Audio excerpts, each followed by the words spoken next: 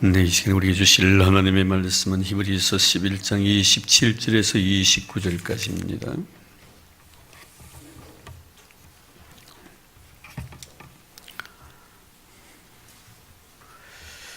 네, 히브리서 11장 27절에서 29절까지의 말씀, 우리 다 같이 한 마음으로 봉독합니다. 믿음으로 애굽을 떠나 왕의 노함을 무서워하지 아니하고 그 보이지 아니하는 자를 보는 것 같이 하여 참았으며 믿음으로 유월절과 피 뿌리는 예식을 정하였으니 이는 장자를 멸하는 자로 그들을 건드리지 않게 하려 한 것이며 믿음으로 그들은 홍해를 육지같이 건넜으나 애굽 사람들은 이것을 시험하다가 빠져 죽었으며. 아멘. 네, 오늘은 모세의 마지막 믿음의 모습을 생각을 하려고 합니다. 제일 먼저는 우리가 모세가 이 세상에 위대한 하나님의 쓰임받는 그릇으로서 준비시키는 그런 과정 속에서 그 부모들의 그 신앙에 대해서 우리가 생각을 해봤고요. 지난 시간에는 미디안 광야에서 40년의 세월을 보낸 것을 생각해 보았습니다. 참 그래도 남부럽지 않게 대단한 사람이라고 생각했는데 자신이 결국 하나님 앞에서 아무것도 아니란 존재로 인정되기까지 미디안에서 40년의 세월을 하나님께서 보내게 하셨고, 이제 결국 하나님의 부르심을 받아서 가시들 위해서 하나님의 임재를 경험하게 되고 하나님의 거룩한 사명에 순종하여 가라고 애굽을 향하여 가서 내 민족을 이끌어서 저 광야에서 나의 절기를 지키게 하라. 결국 하나님께서는 하나님의 백성들에게 원하셨던 것이 무엇이었던가 하는 것을 모세를 통해 일깨워 주시죠. 나중에 모세는 바로왕 앞에 가가지고 하나님의 백성을 갖다가 내보내라고, 그들이 광야에서 하나님을 경배할 것이라고, 하나님을 섬길 것이라고 하나님께서 우리에게 허락해 주신 이 절기를 지킬 것이라고 말씀하고 있습니다. 결국 여기에 하나님께서 하나님의 백성을 애굽에서 인도하셔서 광야를 거쳐서 가나안으로 인도하시는 그 목적이 무엇이었는가? 바로 절기를 지키기 위함이다. 광야에서 결국 예배의 자로 삼으시기 위함이라는 것을 알 수가 있습니다.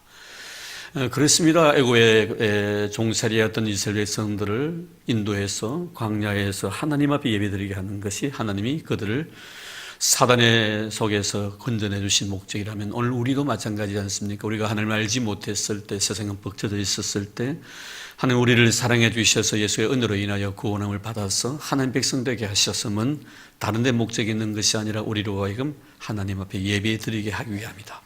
이것이 바로 하나님이 우리를 구원해 주신 목적이 그 속에 있다는 것을 모세를 통해서 바로에게 분명히 전달하는 것을 우리가 출애굽기를 통해서 알게 됩니다.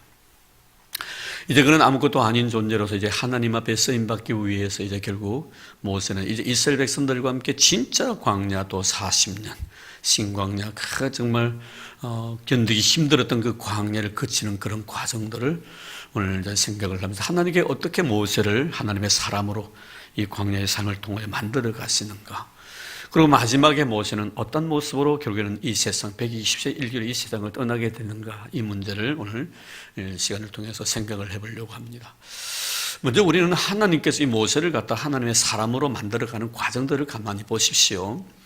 내가 하나님의 사람이 되기 위해서 노력한 것은 아니고요, 하나님께서 모세를 하나님의 사람으로 만들어갑니다. 우리는 가끔 그렇게 생각하죠. 내가 무엇인가를 이루겠다고, 내가 어떤 대단한 존재감 되어보겠다고, 내가 열심히 있는 신앙인이 되어보겠다고. 영적 의미에서는 이런 것은 아니될 말입니다. 결코 있을 수도 없는 문제이고요, 신앙의 세계 속에서는 내가 무엇을 이룬다는 것은 결코 용납될 수가 없는 것이지요. 결국 하나님께서 이 모세에게 원하셨던 광야의 40년의 삶은 바로 나라는 존재를 갖다가 완전히 걸러내는 작업입니다.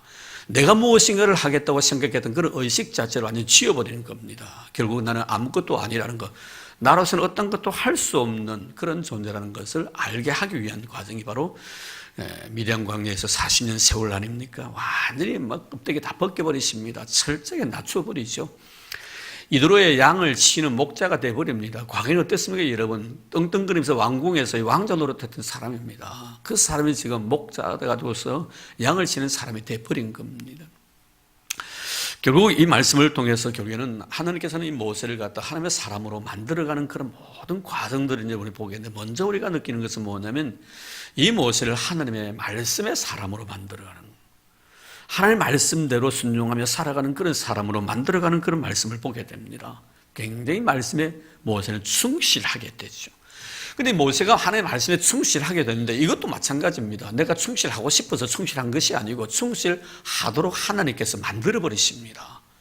그 제일 처음 사건이 뭡니까? 하나님의 임재에 대해서 모세에게 계시를 하는 그런 사건을 잘 압니다. 분명히 여러분 우리가 상식적으로 생각하면 나무에 불이 붙으면 그 나무는 불이 타야 됩니다. 그런데 불에 타지 않고 나무는 거슬려지지 않고 거기에 불만 붙고 있는 거예요.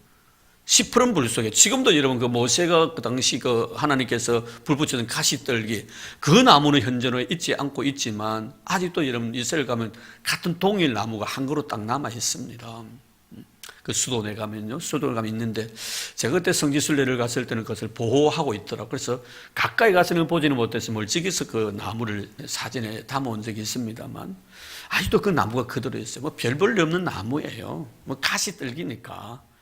근데 그 속에 불이 붙는데 그 불은 나무는 타지 않고 불만 붙어 있더라는. 그리고 그 자리에서 하나님께서 모세에게 말씀하시거든요. 그 말씀하시면서 그 자리에 뭘 보여주시면 기적을 보여주시는 거예요. 네가 들고 있는 지팡이 땅에 던지라 합니다. 던지니까 뱀이 되는 거예요. 그 집으라 합니다. 또 집으니까 뭡니까? 지팡이 됩니다. 네 손 품에 열어 합니다. 여가 빼보라니까 문둥병이 걸린 거예요. 다시 집어 열어 봅니다. 빼봐라 합니다. 또 깨끗하게 된 거예요. 이는 하나님께서 모세에게 하나님의 말씀의 위력이 어떤 것인가 하는 것을 보여주죠. 그러고 난 뒤에 이 사건을 통해서 결국에는 모세를 갖다 바로왕 앞에 세웁니다. 바로왕 앞에 섰을 때 10가지 재앙을 내리시는데 이것도 말씀에 대한 결과예요. 말씀대로 이루어지는 거예요. 하나님의 말씀이 딱 선포되어지면 그 말씀에 의해서 모든 것들이 결과가 나타나더라는 거. 전혀 인위적인 방법 하나 쓴 것 없습니다. 여러분 나일강이 피가 되기 위해서 짐승을 잡아가지고 피를 냈습니까? 그대로 말씀하니까 되는 거예요. 모든 것이 말씀에서 이루어진다는 것을 이런 하나님의 기적의 역사를 통해 모세에게 보여주는 것입니다. 또 그뿐만 아니죠. 홍해 앞에서도 사건도 마찬가지입니다. 여러분 가만히 보십시오. 홍해 앞에서도 하나님께 그저 말씀만 하시는 거예요. 네 지팡이 홍해를 향해 가르치라는 겁니다. 배를 만들었습니까? 다리를 낳았습니까? 여러분 아무 노력하지 않고 그저 하는 말씀에 순종만 하는 거예요. 순종하니까 그 말씀이 그대로 이루어지는 겁니다. 결국 여러분 하나님께서 모세로 하여금 그 말씀에 충실하도록 만드신 분이 누구시냐? 모세가 아니라 하나님이 그렇게 만들어 가시더라는 거예요. 오늘 우리도 마찬가지입니다. 여러분 우리가 말씀에 충실합니까? 말씀을 믿습니까? 이를 믿도록 만드셨어요. 믿도록 만드시고 나신 뒤에 나에게 믿으라고 하시는. 그런데 사람들이 이걸 안 믿는 거예요. 하나님이 다 믿도록 보여주시고 역사하시고 나신 뒤에 믿으라 하는데 그거 안 믿겨지더라는 거예요. 여러분 이런 모든 일들은 우리의 자그마한 신앙의 세계 속에서뿐만 아니고 우리가 믿음의 조상이던 아브라함의 세계도 마찬가지 아닙니까? 이미 우리가 아브라함의 믿음에서 배워왔습니다만 그는 어디로 가니 여호와 이레에 대한 신앙을 항상 가지고 있는 사람입니다. 하나님이 나를 위해서 모든 것을 예비해 두셨다는 그 신앙을 갖다가 항상 잊지 않습니다. 왜 그런 신앙을 가집니까? 그리고 하나님 그 신앙을 바라보시고 굉장히 칭찬해 주시고요. 네가 이제야 나를 경외하는 걸 알겠다 이렇게 말씀하십니다. 그렇게 만드시고 나면 너무 쉽지 않아요, 여러분? 안 그래요, 여러분? 전혀 그런 것을 보여주지 않냐시고 네 내 말에 순종하라면 이거 어려운데 순종하니까 만들고 난 뒤에 순종하라는데 그거 못할 사람이 누가 있단 말이에요. 그런데 그거 하고 나면 또 하나님 또 칭찬을 해 주시더라 이 말이에요. 참 놀랍죠. 이분은 우리 하나님이십니다. 할렐루야. 여러분 보시오. 여호와 이레의 신앙 축복을 주시는데요. 여러분 가만히 보십시오. 네에게 약속해 주시고 기다리면 하나님 주시겠다고 약속해 주셨잖아요. 이삭을 주시겠다고. 75세 때 불러가요. 100세 때 주십니다. 여러분 중간에 이스마엘을 생산합니다. 제가 여기 말씀을 드린 적이 있잖아요. 항상 끝까지 이스마엘도 있고 이삭도 있습니다. 이삭을 바라볼 때 아브라함의 생각이 어땠으면 이스마엘을 대할 때 아브라함의 생각은 어떻게 했던가? 두 가지 아닙니까 여러분? 십자가의 사건도 마찬가지입니다 여러분. 우리가 십자가의 사건을 대할 때 우리가 두 가지가 생각되어지잖아요. 첫째는 뭐예요? 내가 얼마나 하나님의 앞에서 크나큰 죄인인가 하는 거예요. 또 하나는 뭐예요? 이런 죄인을 사랑하는 하나님의 사랑입니다. 나의 죄성과 하나님의 사랑이 동시에 나타나는 사건이 바로 십자가입니다. 사도 바울이 다메섹 도상에서 예수를 만납니다. 그것도 마찬가지입니다 여러분.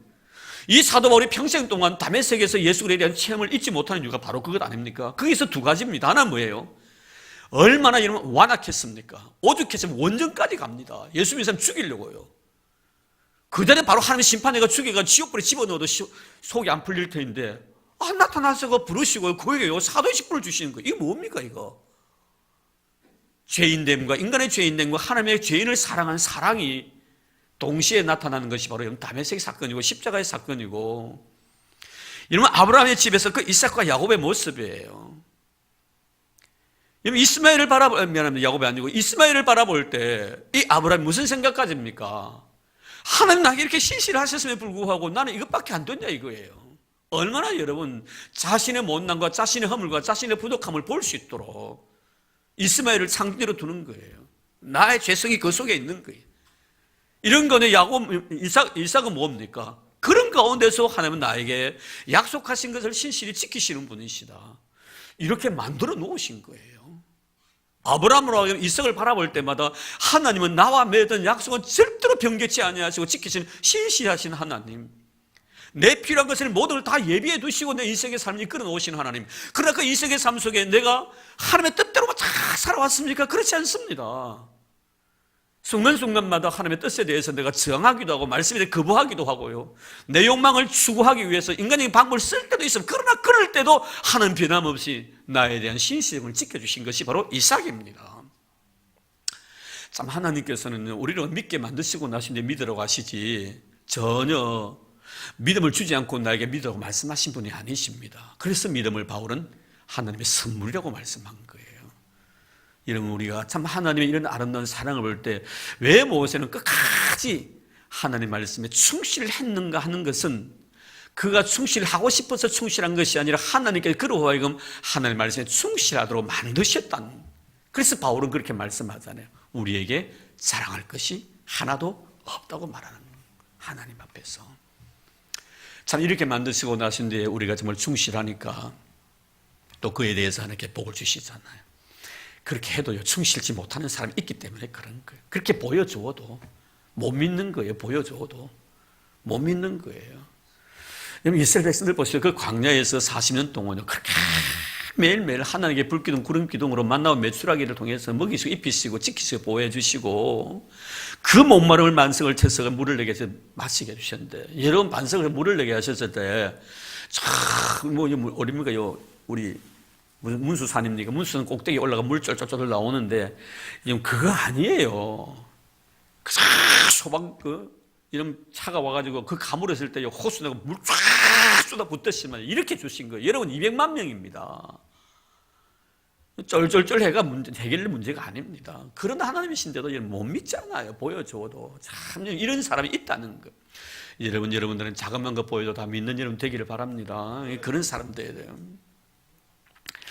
결국 여러분 이런 것을 통해서 참 하나님께서는 우리를 하여금 하나님 앞에서 사랑할 것이 없는 그런 자로 만드시고 하나님 앞에 영광을 돌리기 위한 하나님의 그런 의도들이 모세의 말씀에 충실한 삶을 살도록 은혜 베푸신 것에 있다는 것을 꼭 기억하길 바랍니다. 결국 하나님 모세를 이 광야의 삶을 통하여 말씀에 충실한 사람으로 만들어 갑니다. 그리고 두 번째는 뭐냐면 이 기도의 사람으로 또 만들어가는 모습을 보죠. 여기 이제 모세의 신앙이 있는데, 이 기도의 사람으로 만들어간다는 것은 결국 모세로 하여금 내 힘으로 되는 것이 없다는 것을 인정하는 것이죠. 철저하게 하나님의 능력과 하나님의 은혜가 아니면 이 문제를 해결할 수 없다고 만드는 그런 것이 바로 기도의 사람으로 만들어. 기도하는 사람의 특징이 뭐냐면은 내 힘으로 할 수 없고 하나님께서만이 이 문제를 해결할 수 있다라고 인정하는 것이 바로 기도하는 사람의 모습이에요. 만약에 내가 기도하면서 내 힘으로 아직도 할 수 있다고 생각하면 그건 기도하는 사람이 아닙니다. 기도하는 사람들 보십시오. 나는 할 수 있는 것이 하나도 없어요. 다 하나님께 그냥 맡겨버리는 겁니다. 내 자신의 생명 문제, 내 자신의 자녀의 앞날의 문제요. 그냥 맡기는 거예요. 내가 염려할 필요가 뭐 있냐. 여러분 기도하는 사람은 염려하지 않는 사람입니다. 여러분 이것이 바로 하나님의 백성됨의 표시 아니겠습니까 여러분? 참 이렇게 보면은 하나님께서 이 모세로 하는 기도하는 사람으로 만들어가면서 내 힘이 아닌 하나님의 전적인 능력에 의해서만 이루어진다는 것을 깨닫게 하지요. 자, 그것이 뭐냐면은 이 모세가 하나님의 위대한 역사를 이루시면서 이스라엘 백성들 40년 동안 광야를 이끌어 나가지만 그 중에는 꼭 보면은 반주하는 사람이 있는 거예요. 이런 사람 때문에 하나님 앞에 기도하는 것이죠. 자, 그 중에 그 기도에 대한 그 대표적인 예를 보면은 출애굽기 17장에 보면 아말렉과의 싸움에서 모세가 기도를 합니다. 아말렉과의 싸움에서 모세가 산에 올라가서 손을 높이 올리고 기도를 하는데요. 이 기도의 손이 피곤해가 내려오면은 이 아말렉이 이스라엘 공격을 해오고요. 기도가 또 올라가면요, 이스라엘이 또 공격을 합니다. 이 비결을 알았기 때문에 나중에 아론과 훌이요, 이 모세 기도의 손에 팔을 받쳐줘가지고 끝까지 그 손이 내려오지 않도록 합니다. 지금도 그 곳이 그대로 보존되어 있습니다.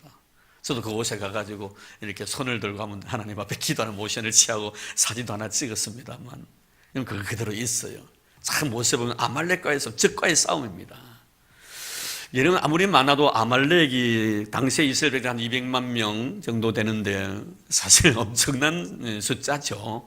근데 아말렉이 얼마나 왔겠는가 모르겠습니다만 사람이 힘으로 싸우다 하면 이길 수 있을 것이라고 아마 생각했을 거예요. 그런데 여러분, 기도의 사람은 그렇지 않다는 거예요. 아무리 내 숫자가 많아도 하나님의 도우심이 아니면 안 된다는 거예요.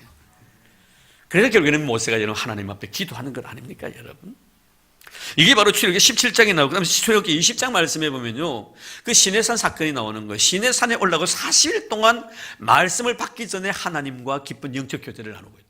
참 여러분, 우리가 정말 하나님의 거룩한 말씀을 받기 위해서 얼마나 마음으로 준비해야 되는가, 영적으로 준비해야 되는가 하는 것을 알 수가 있습니다. 영적으로 준비가 되어지지 않으면 말씀 받고 그것 때문에 교만해집니다. 내가 정말 영적으로 하나님의 깊은 영적 교제를 나누면서 하나님 앞에서 내 자신, 결국에는 이 시내산 사건을 통해서 하나님은 당신 자신의 모습을 계시합니다. 엄청납니다. 나중에 말씀드리겠습니다만 가장 하나님을 가까이에서 본 사람이 바로 모세입니다. 제일 가까이서 본 사람. 이런 모세가 하나님을 가까이에서 보면 볼수록, 우리도 그렇잖아요. 하나님을 가까이에서 보면 볼수록요, 나의 연약함을 경험하게 되는 거예요. 내가 하나님과 멀어지니까 내가 좋은 거를 나은 사람 같고요, 내가 좀 대단한 사람 같이 보이면, 차라리요, 마음에 하나님 없는 사람들의 삶을 보십시오. 굉장히 대단한 사람이 생각합니다. 왜요? 하나님 없기 때문에.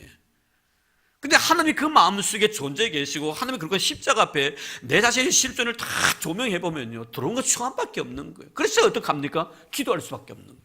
이런 추한 내가, 이런 연약한 내가 아무것도 할 것이 없다는 거예요. 그래서 여러분, 기도를 통해서 십자가 앞에 가까이 다가서는 사람, 하나님의 실존 앞에 가까이 다가서는 사람일수록요, 자신의 죄성을 철저히 인정합니다. 이런 결국에는 여러분, 이 시내산 사건 출애굽기 20장 말씀을 통해서 결국에는 하나님께서 모세에게 말씀을 주시기 전에 기도하게 만드시고, 기도하고 난 뒤에 말씀을 주셔도 그 말씀 때문에 넘어지지 않는, 이런 기도를 통해 하나님의 실존을 분명히 발견하지 못한 사람들은요, 성경책 하나 들고요, 저 기도원 올라가고 기도한다고요, 내가 뭐 40일 금식 기도한다고 가가지고 나중에 성경책 끼고 내려가고 나 예수다고 하는 사람 천지입니다. 그런 사람 있어요, 여러분. 내가 예수라고요, 떵떵거리면서요, 이기도 저기도 안 하면서요, 엉뚱한 소리 하는 사람 얼마나 많습니까, 여러분? 그 사람은 다 보면요, 그런 사람들이에요. 우리가 말씀을 받기 전에 정말 내가 겸손한 마음으로 기도로서 준비하면요, 하나님의 거룩한 말씀이 주어질 때요, 감당할 수가 없는 거예요. 감히 두려워서 말입니다. 이는 모세가 정말 시내산에 올라가가지고 정말 하나님 깊은 영적 교제를 통해 그가 말씀을 받았던 이것을 보면요, 하나님 모세를 기도의 사람으로 하나하나 키워가는 것을 볼 수가 있는, 기도의 사람은 절대로 교만하지 않습니다. 정말 바른 기도를 하는 사람은 교만하지 않습니다. 더 낮아지죠. 또 그뿐만 아니죠. 출애굽기 32장 가보면 나중에 이 금송아지 사건이 나옵니다. 금송아지 사건이 나오는데, 이 금송아지 사건은 이 모세가 하나님 앞에 말씀을 받는 그 시간에 아론을 위시해서 이스라엘 백성들이 금송아지를 만드는 거 아닙니까? 이때 하나님께서, 지난 시간에 제가 낮 예배 때 말씀을 좀 전했습니다만, 죽이려고 했습니다. 이스라엘 백성 다 멸하려고 했었습니다. 그리고 모세를 통하여 새로운 나라를 이루고자 원하셨던 하나님이십니다. 그런데 모세가 어떡합니까? 이스라엘 백성들을 위하여 중보 기도를 하는, 이제는요, 백성들을 위하여 기도하는 사람으로 만들어가는, 너를 위해서 내가 기도해 줄 수 있다는 것이 얼마나 아름다웁니까? 우리가요, 기도도 그렇습니다. 기도의 세계가 차츰차츰 넓어지고 하나님 깊은 영적 관계를 계속 깊이 나누는 사람일수록요, 기도의 폭이 넓어져 갑니다. 과거에는 내 자신밖에 없었어요. 나밖에 안 보이는 거예요. 근데 기도의 깊이와 넓이와 높이와 길이를 내가 하나 알아가니까요, 나 아닌 다른 것이 내 눈 속에 이제 들어오는 거예요. 그 모세는 뭡니까? 자기 민족을 위한 중보자로 났습니다. 하나님의 마음을 감동을 시키는 기도를 하는 거예요. 이게 쉽지 않습니다, 여러분. 하나님의 마음을 감동시키는 거죠. 여러분, 하나님의 마음을 감동시키면 말면 이 모세의 기도를 통해 결국 하나님은 이스라엘에게 욕심해 줍니다. 용서해주는 그런 은혜를 베푸는 것을 여기서 보게 됩니다. 결국 이런 모세의 하나님과의 깊은 영적 교제의 시간들을 통하여 나중에 그 마지막에 우리가 신명기 34장 10절 말씀에 보면은 하나님을 가장 가까이에서 보는 그런 영광을 모세가 누리게 된 이런 은혜를 하나님 주시는. 여러분들도 우리가 정말 하나님 앞에서 내가 기도하는 것은 내가 기도하는 것이 아니라 나로 하여금 기도하는 사람으로 만들어 가시는 하나님의 거룩한 섭리를 그 기도 속에서 발견하는 여러분 되기를 바랍니다. 하나님께서 나로 하여금 기도하게 하시구나. 기도하지 아니하고는 견딜 수 없도록 만드시구나. 이런 기도라는 것은 바로 성령에 의해서 이루어지는 사역이기 때문에 그런 거예요. 그래서 우리 신학적인 어떤 의미에서 이 기도를 정의한다면요, 성령께서 내 마음속에 예수의 이름으로 하나님께 간구하는 것이 바로 기도입니다. 성령께서, 주가 누굽니까? 성령입니다. 내 마음속에 들어와서 예수 그리스도의 이름으로 하나님 앞에 간구하는, 이게 바로 기도입니다. 기도 속에 나가 없어요. 기도 속에 내가 없어. 하나님, 전적인 하나님의 은혜예요. 내가 내 자신에 대한 고백이 있다면 뭡니까? 나는 죄인밖에 없다. 내가 죄인밖에 안 된다. 아무것도 하나님 앞에 구할 자격이나 의의가 나에게 없다는 것을, 내가 만약에 하나님 앞에 구한다면 그건 내가 아니고 내 속에 있는 하나님의 은혜이죠. 이런 바리새인과 그리고 세리와의 기도 속에서 우리가 그것을 분석할 수가 있습니다. 여러분, 바리새인의 기도 보세요. 그 기도 속에 전부 다 자기입니다. 나는 일에 금식하고, 나는 불쌍한 사람 도와주고, 나는 10의 1조를 드리고, 나는 저 사람과 저 세리 같지 않아요. 전부 다 자기예요. 기도의 신학이 잘못돼서 그런 거예요. 영 기도라고는 하나님 앞에 나와서 여러분 세리의 기도 보세요. 나는 하나님 앞에 죄인됨을 갖다 인정하는 그것밖에 없는 거예요. 이것이 오늘 내가 할 수 있는 유일한 길은요, 하나님 앞에 나의 죄인됨을 고백한 거. 아니, 그것 자체도 하나님의 은혜예요, 여러분. 주의 은혜가 내 마음속에 마주 아니면 어떻게 내가 하나님 앞에 죄인을 고백합니까, 여러분? 내가 하나님의 이것 달라 저것 달라 하는데 그게 내예요. 내 속에 있는 하나님의 은혜예요. 하나님의 은혜가 그렇게 만드는 거예요. 기도 속에 누가 내가 있더냐 이 말이에요. 잊지 마십시오, 여러분. 내가 기도한다고 말하지 마십시오. 얼마나 하나님께 그런 자들 갖다 싫어하시는 것을 잘 알고 있습니다. 결국 모세는 이렇게 하나님께 기도하는 사람으로 변화시키시고 결국에는 기도하는 사람으로 만들어가는 그런 것을 우리는 광야를 통해서 깨닫게 됩니다. 그리고 세 번째는 우리가 보면 이 하나님께서 이 모세의 그 아름다운 삶을 갖다 온유한 사람으로 변화시켜 나가죠. 참 여러분, 원래 이 모세라는 사람은 혈기가 많은 사람이에요. 그래서 자기 동족을 위해서 애국 사람을 자기 혈기를 쳐 죽이고 땅속에 파묻다가 나중에 그것이 발각되지 않습니까? 혈기를 잘 다스릴 수 있는 힘이 거의 없던 사람입니다. 그런데 민수기 12장 3절 말씀에 보면 모세에 대한 평가는 뭡니까? 그의 온유함이 시면에서 가장 성하더라고 말씀하고 있습니다. 온유함이. 이러면 어떻게 이렇게 되었습니까? 그렇게 성질 급하던 사람, 화 잘 내던 사람이, 혈기 부르는 사람이. 이 온유함은 여러분 예수 그리스도의 성품이에요. 나는 마음이 온유하고 겸손하니 내 멍에를 메고 내게 왔으며, 나는 마음이 온유하고 겸손하다. 우리 주님이 하신 말씀이에요. 온유함이란 건 주님의 성품입니다. 모세가 주님의 성품으로 변화되어 간 것입니다. 누가 그렇게 만드는 겁니까, 여러분? 하나님께서 그로 하여금 광야 생활을 통해서 만들어가는. 이런, 그래서 가끔 우리가 살아가면서 내 인생의 삶이 둥글둥글하고 화내지 않고 정말 모든 사람에게 따뜻한 마음으로 부드러운 마음으로 대해주기를 바라지만 사실 그러기는 참 쉬운 것은 아니죠. 그런데 신기하게 하나님께서는요, 나의 모난 부분들을 하나하나 깎아가시는 것을 우리가 세상 삶을 통해 경험하게, 신앙의 세계 속에서도 그런 것들을 많이 경험하게 됩니다. 나의 모난 부분들. 이런 몽돌에 대한 비유를 제가 말씀을 드린 적이 있죠. 몽돌 보시면 지금도 이런 몽돌은요, 더 둥글둥글한 동일이 되기 위해서 서로 부딪히는 거예요. 그리고 우리 성도가 교회에 나와서 서로 부딪히는 것은 굉장히 은혜 중에 은혜입니다. 하나님이 나를 더 부드러운 사람으로 만들어가기 위한 작업이죠. 내가 굉장히 강하다고 생각해 나보다 더 강한 사람이 옆에 있어요. 부딪혀 보십시오. 내가 상처를 받습니다. 왜 상처를 받게 하시나 아십니까, 여러분? 내 마음이 아픈 것은 이제 하나님께 나를 갖다 부드럽게 만들어가고 있다는 증거예요. 내가 깨어지고 있다는 것이거든요. 여러분, 정말 하나님께로부터 버림을 당한 자, 마음이 강팍한 사람은요, 부딪히도 아픔을 모릅니다. 부딪히도 아픔을 모릅니다. 근데 너와 나가 그냥 부딪혔는데 내가 아파요. 마음이 아파요. 그것은 뭐예요? 내가 부드럽다는 거예요. 부드러워져 가고 있다는 거예요. 저는 여러분들 그런 사람 되기를 주님을 축복합니다. 아픔을 느끼게 됩니다, 여러분. 전혀 상대방과 서로 만남 속에서 서로 성격의 차이로 인해서 어떤 가치관의 차이로 인해서 부딪힐 수가 있어요. 그럴 때 여러분 부딪히고 난 뒤에 내 마음이 좀 아파야 됩니다. 안 아프면 안 됩니다, 여러분. 하나하나 깨어가죠. 여러분, 여기서 모세가 지면에서 그 온유함이 성하다라는 말씀은 그렇게 거친 사람이 광야의 삶을 통해 하나님께서 그를 갖다 만지시고 그의 못난 부분들을 하나하나 다듬어 가셨던. 그런데 여기서 모세가 그의 말씀, 민수기 12장 3절 말씀의 배경은 뭐냐면요, 그의 누이와 그의 형 아론과 미리암에 대한 문제. 이 아론과 미리암이 이 모세가 구스 여인을 선택하는 이유 때문에, 구스 여인을 아내로 삼았다는 이 이유 때문에 반대를 하는 거죠. 여기에 대해서 굉장히 강하게 반발을 합니다, 형제들이. 그런데 놀라운 것은 뭐예요, 여러분? 하나님께 누구에게 벌을 내리십니까? 누구에게? 미리암에게 내리십니다. 비난하는 사람 누군데?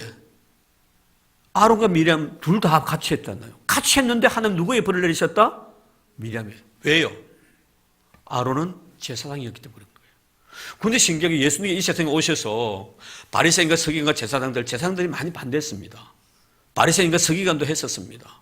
그런데 한 번도 이 회칠한 무덤이 하면서 바리새인과 서기관들을 책망하시고 제사장들을 한 거죠. 이 회칠한 무덤이라고 말씀하지 않습니다. 한 번도 예수님은요, 제사장들의 책망은 하지 않습니다. 중요한 영적 의미이지요, 이 속에서. 그런데 여러분, 이 모세가 이렇게 지면에서 참을 온유함이 성한 것은 그의 형제들이 그에 대해서 반대할 때 그것을 참은 거예요. 이게 바로 여러분 온유함이거든요. 꼭 기억하시고, 누구에게 우리 온유해야 되는가? 나를 반대하는 사람이에요. 나를 반대하는 사람에게 온유한 마음을 가져야 됩니다. 이런 자가 바로 하나님 앞에 축복을 받는 자이고, 이런 자에 대해서 땅을 기업으로 차지할 것이며, 마태복음 5장 5절 말씀입니다. 온유한 자는 복이 있나니 저희가 땅을 기업으로 차지한다. 많은 것을 주신다는 거예요. 또 뿐만 아니라 이것뿐만 아니라 갈라디아 6장 1절 말씀해 보면요, 죄를 범한 자에게도 온유하라고 말씀하고 있습니다. 죄를 범한 사람에게. 우리가 형제들끼리 서로 너와 나의 관계 속에 보면요, 잘못을 저지르는 사람이 있습니다. 잘못을 저지르는 사람이 있을 절대 여러분 정죄하면 안 됩니다. 온유한 마음을 가져야 됩니다, 그런 사람에게. 왜? 잘못을 저지르는 사람은요, 그래도 마음속에 주의 영이 있다면 압니다, 그것을. 내가 하나님 앞에 잘못됐다는 걸 알고요, 성도들 바라볼 때 너무 죄송스러운 것 압니다. 그런 사람에게 내가 또 정죄를 해보십시오. 그 사람 일어날 수가 없는 거예요. 교회에서 나를 받아주지 않는다면 어디 가서 내가 인정을 받겠나 이 말이에요. 교회 공동체는 모든 사람을 받아주는 것입니다. 믿습니까? 누구든지 받아주는 것이 바로 교회입니다. 여러분, 내 자신도 하나님 받아주시잖아요. 여러분 자신도 하나님 받아주시잖아요. 여러분, 하나님 앞에 여러분 자신 한번 까발려 보십시오. 여러분의 머리를 한번 잘라가지고 여러분이 의식의 세계 속에 있는 것을 한번 분석해 보십시오. 내 마음을 도려내고 이 마음 속에 있고 있는 더러움을 한번 내보십시오. 얼마나 추한 것 많겠어요. 그래도 하나님 앞에 앉아 있잖아요, 여러분. 우리는 여러분 죄를 범한 자에게 온유해야 됩니다. 절대로 여러분 잘못을 범하는 사람에게 정죄하면 안 됩니다. 성경이 그렇게 말씀하셨으니까요. 그래서 우리는 죄를 지은 자에게 온유하는 이런 마음, 또 뿐만 아니죠. 야고보서 1장 21절 말씀에 보면 말씀을 갖다 온유함으로 받아들이라고 말씀하고 있죠. 말씀 앞에서 온유한 마음에 샀습니다. 참 이것은 우리의 영혼을 살릴 수 있는 유일한 길이죠. 우리가 말씀을 먹지 않으면 영적으로 성장이 안 됩니다. 영적으로 성장이라는 것은 균형이 잡힙니다. 그냥 기만 삐쭉 큰다고 해가 성장이 아닙니다, 여러분.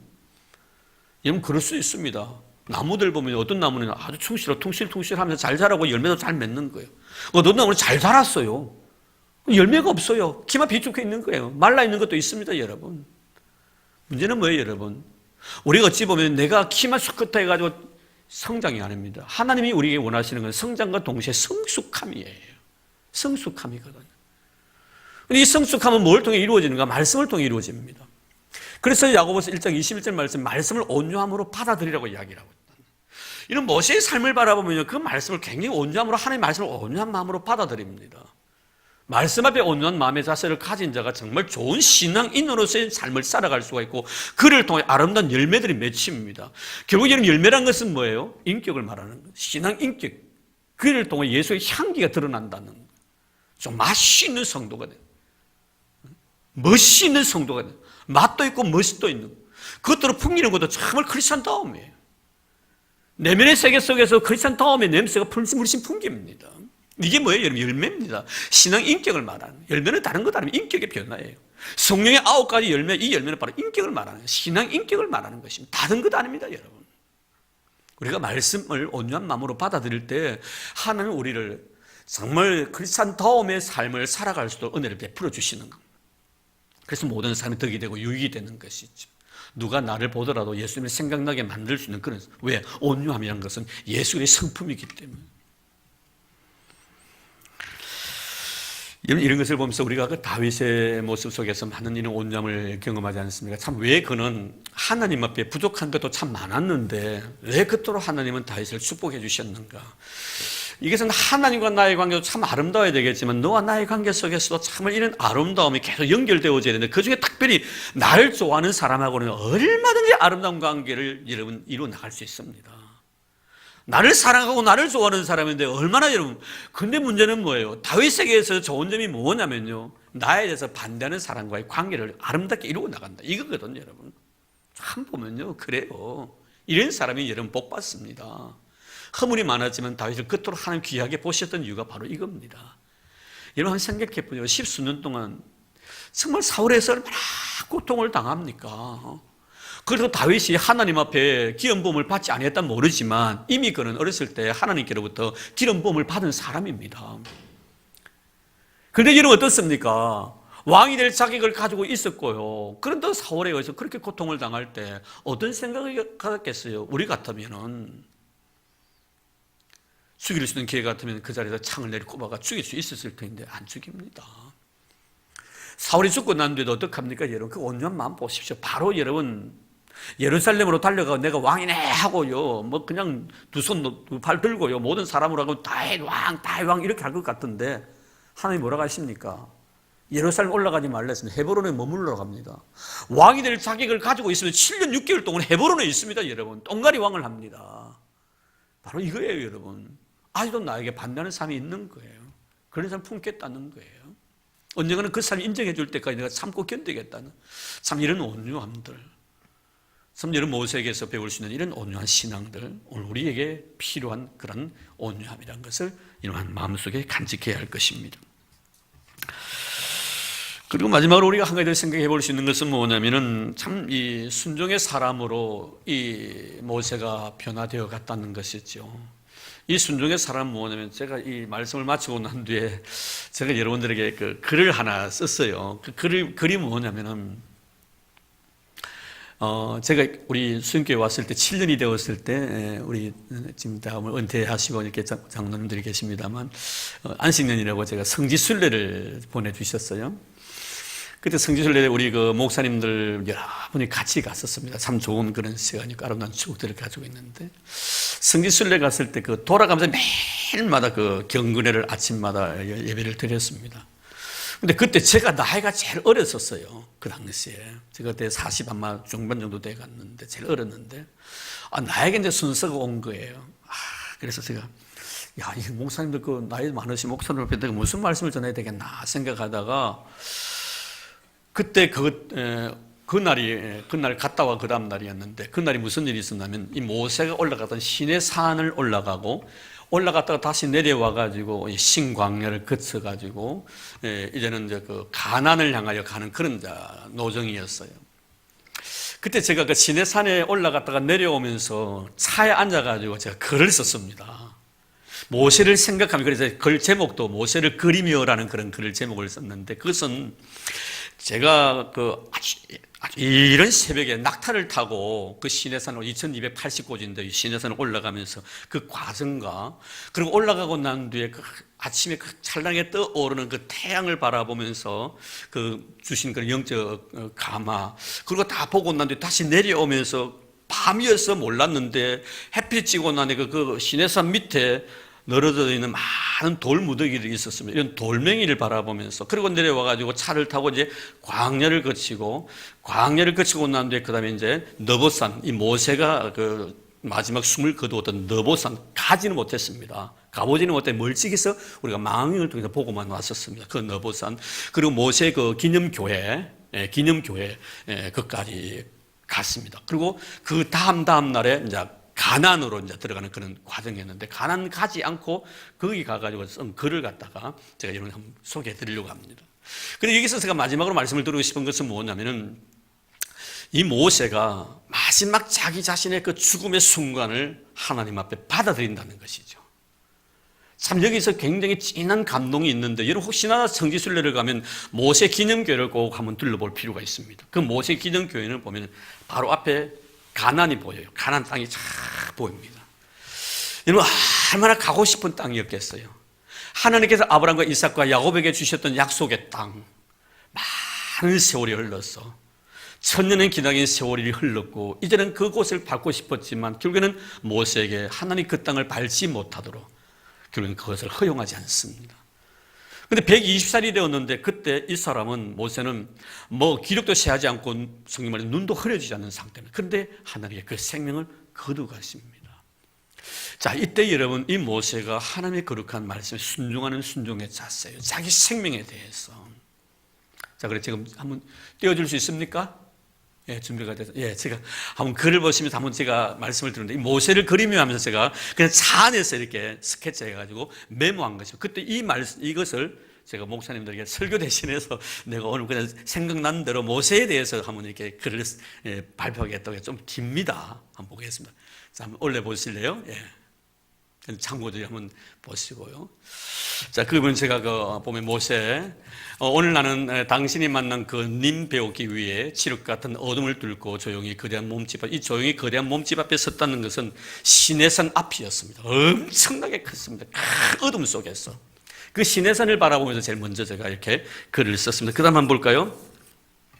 80 노인이 지팡이 하나에 몸 기댄 채 2289지를 홀로 말없이 걸어갔건만, 이제 갓 40을 넘긴 젊은 놈은 낙타 등에 몸을 싣고 제비새끼 마냥 제달거린, 낙타를 타고 올라가면서 옆에 있는 동료를 막 이야기를 했던 그런 생각을 이 글에 담았습니다. 이 참 80 노구의 몸을 이끌고 지팡이 하나 가지고 시내산을 엄청 높았기 때문에 걸어갈 수 없는 그런 상황이었는데, 그분은 지팡이 하나만을 가지고 왔는데 나는 낙타를 타고 올라갔어요. 물론 정상까지 낙타를 타고 간 것은 아닙니다. 자, 그 내용이에요. 그 다음 볼까요? 가고 또 가고 오르고 또 올라도 보이지 않는 저 먼 길, 입에서 단내가 난다. 아, 이 길이 당신의 고달픈 생의 여정이라. 낙타를 내려가지고 올라가는데도 굉장히 많이 올라갔어요. 입에 단내가 날 정도로요, 굉장히 거친 그런 길이었습니다. 이 시내산이에요.